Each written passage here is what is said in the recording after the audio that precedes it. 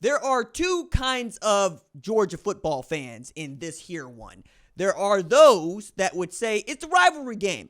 Of course, Florida is going to play some of its best football against Georgia in the world's largest outdoor cocktail party.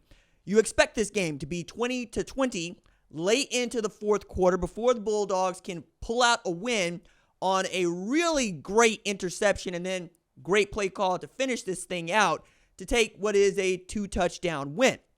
That's the first one. That particular fan is delusional, and you should not listen to a word they say because they liable to lie at church. Then there's a second type of Georgia football fan who knows ain't no way in the blue hell that Georgia should be in a dogfight with a Florida team that is down its starting quarterback, its backup quarterback, got the third string walk-on on the field, its backup at running back, and can't seem to throw the football to save its life. It ain't supposed to happen. So if you are the second Georgia fan, congratulations, you are sane, but you also understand you got games against Ole Miss and Tennessee coming up here shortly. Now, there are those that would believe that Georgia plays to its competition. Because if you watch the Georgia game against Texas, you want to know where the hell that defense was against Florida. But Georgia does not feel like the kind of football team that wants to play everybody the way they play Texas. They want to play Texas the way that they got to play Texas. They want to play Alabama the way that they got to play Alabama. Like go down by 28, take the lead, and then lose it in a heartbreaker. But still, on talent, on the way the team looks, it's one of the best teams in college football. I don't think that this team is going to go into Tuesday's college football playoff rankings as one of the two best teams in college football, though. I think you got an argument for three.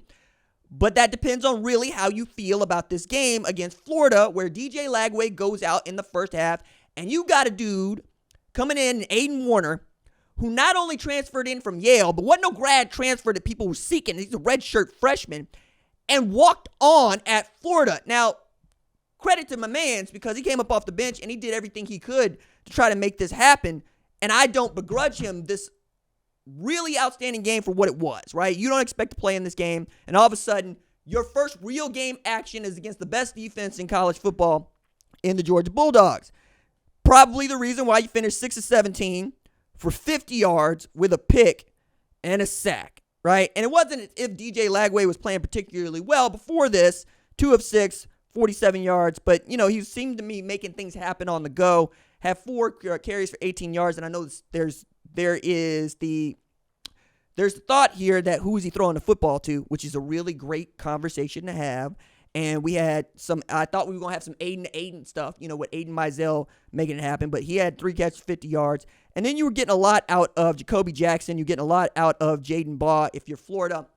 And you squandered an opportunity to get what would be the most important win of Billy Napier's career at Florida. Would have quieted a lot of people, would have made a lot of people feel good about what the future is going to hold. You know what you have in a talent in DJ Lagway, and you would probably be able to recruit off of this win out of the portal, to say nothing of what you want to do in the 2025 recruiting class. But that's not how it went. You didn't take advantage of Carson Beck continuing to look cheeks throwing the football. He has thrown 10 interceptions in the last 5 games, and he threw multiple interceptions again against this Florida defense that we don't think is particularly good. He finished 25 of 40, 309 pass yards, 3 picks to 2 TDs. This is the second time that he has thrown those 3 interceptions against not Texas, but Florida. Florida, who is going to fall to 4-4, which puts them in the same ballpark as Oklahoma when you talk about the SEC. Not very good. So not very good that people are asking out loud whether or not Billy Napier is the guy to lead this program going into 2026. And the answer to that question felt like it was going to get answered here, but it couldn't. If you feel good about Florida and what they showed against Georgia, we're back to our two kinds of fans. You're either the fan that goes, yo, I think we got something here because we've been able to make a ball game out of a team that many people still expect to win the national championship with the third-string quarterback and the second, third-string tailbacks and without a passing offense, right? Felt like the defense was doing something. But then you're the second kind of Florida fan, which is go, nah, dog, we is sorry. Why is we sorry? Because we're Florida and we can't go down the depth chart. We sorry because if we had this in the bag the whole season, where the hell has it been? Because if you played this well against Georgia, I would expect you to be 5-2. I would expect you to be 6-1 going into this game. I feel terrible for that Florida fan because he's going to ask the same question I think many of us are going to ask, which is Florida actually good or are they as mediocre as we think? And because they play in the SEC, we weight the scales differently. I'm not going to subscribe to Kirby Smart saying that everybody in the SEC is really great. And yet that's how it feels in 2024 because Vanderbilt is the Alabama state champ. They have doubled up Alabama and Auburn for the first time since 1955, and they got their first win at Auburn ever, and Diego Pavia owns him some Hugh Freeze. He's beat him 3 times now in the Conference USA at New Mexico State, and now twice while Hugh Freeze has been at Auburn. Talk about a dude that's going on borrowed time. That's what Hugh Freeze is doing. And it felt like Billy Napier was going to be in this ballpark too, but he has really done a great job of staying even keel and of allowing what he can control to be the things that he focuses on. If you know what the quarterback situation is, you might want to give him a pass. However, you also know what Billy Napier's record is at Florida, and it's not great.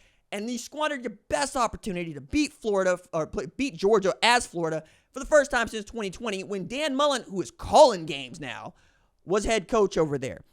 You're also talking about a Georgia team that doesn't feel as dominant as they were in 2021 or 2022 or even 2023. And I don't think that's because they lost to Bama. I think it's because of how they play against Mississippi State, because of how they play against Florida, because how they play against what are bad football teams in SEC competition.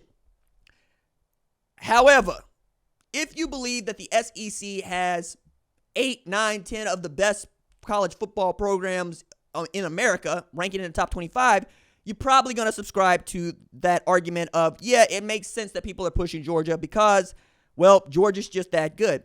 And as I'm doing my top 25 and I work this thing out in real time as I'm trying to watch the games and then take into account what has occurred and why it's occurred, I got Georgia in the top 3. I got Texas in the top 5. And then I got A&M, Tennessee at 9, 10. We'll see what I do with Indiana, whether or not I want to move them up or not. Alabama and LSU, I got 13, 14, right? And you keep going down the line there. You get to Ole Miss at 20, who stopped a mud hole in Arkansas and walked it dry. And I got Vanderbilt in the top 23 of those teams. There's no Auburn there. There's no Oklahoma there. There's no Florida there. There's no South Carolina there.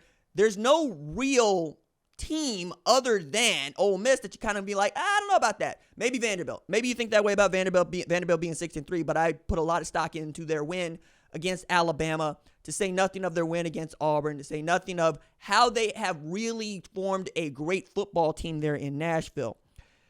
The thing that bothers me the most about Georgia is that I don't think you're going to win an SEC championship with that offense. A couple of weeks ago, I was like, nah, Georgia will be walking down Texas A&M or LSU or whoever it is that earns the opportunity to play them. That's what we think it's going to be. A&M. It might be Georgia. If it is Georgia, A&M got to get past South Carolina, the rest of their schedule. Got to get past Texas for that matter.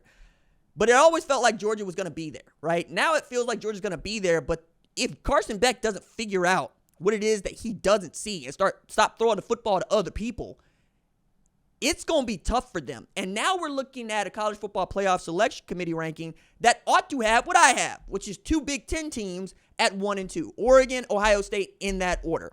Based on who they lost to, nobody if you're Oregon, who they beat, Ohio State if you're Oregon, Penn State if you're Ohio State, and then the loss to Oregon. Then you talk about Georgia, who's got the loss to Bama, who's got the 2 losses, right?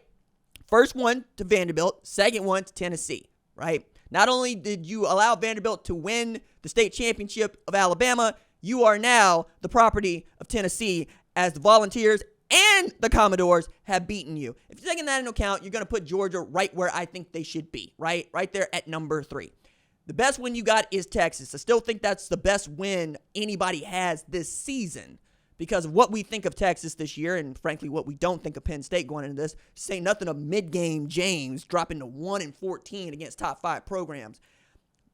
the way in which they were able to pull out a victory is more of a testament to Kirby Smart and his fortitude than it is to what this team has done. They got to figure this out. Otherwise, I have no reason to believe that Georgia can win the national championship if Carson Beck is really going to be throwing 2 picks every game. And that's what he has done in each of the last 5 on average. 10 picks, 5 games. It's not going to lead you to winning no championships.